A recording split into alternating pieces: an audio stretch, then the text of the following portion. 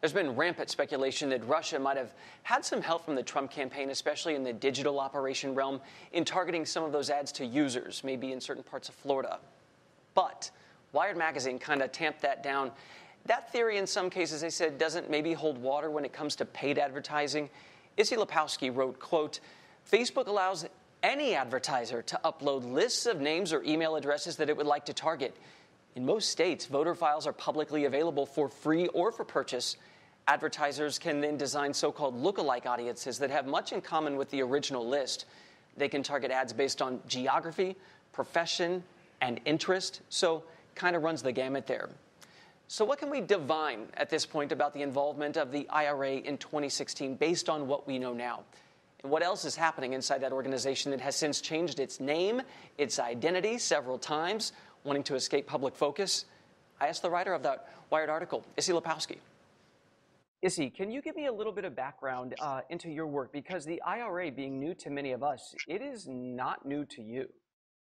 Right. The Internet Research Agency is a well-known troll farm, they call it. That means it is an organization explicitly set up to spread propaganda on the internet. And I think what's been really interesting is when a lot of people hear that, Russians were trying to influence the election, they think that these ads must have been out there saying Hillary Clinton is Satan and vote for Donald Trump. Well, they actually didn't really mention the candidates at all. What we're now learning is that these ads largely focused on hot topic issues, things like Black Lives Matter, LGBT rights, refugee, resettlement, and they really tried to play into tensions that already exist in the U.S. But when you get a look inside, a little sliver here and there, mostly young people, not necessarily even familiar with a lot of, American politics or politicians, but they know just enough to know what to latch on to where they can drive that chisel through this divide.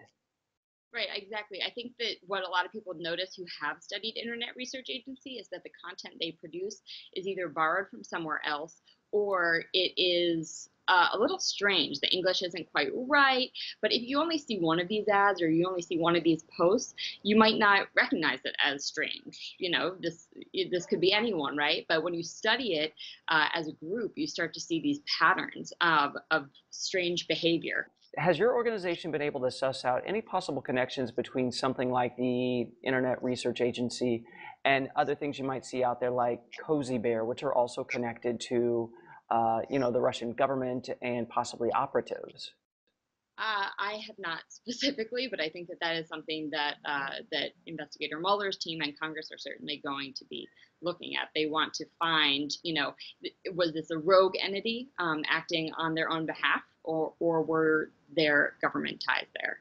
And I think what we're starting to see is that some of the leadership of Internet Research Agency does have direct connections to Vladimir Putin. That's recently been reported. What do you see happening? Is it going to shrink up or just keep growing?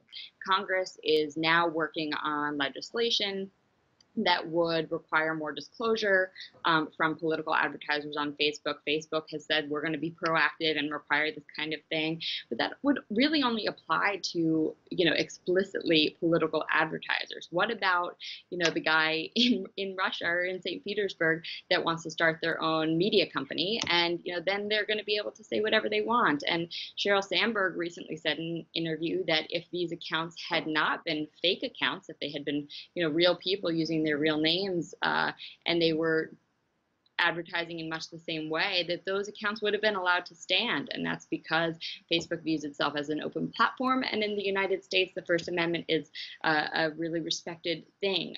So I think that we have to look far beyond the example set by Internet Research Agency, because it's going to morph. And as soon as you close one loophole, they're going to find new ways to exploit the system.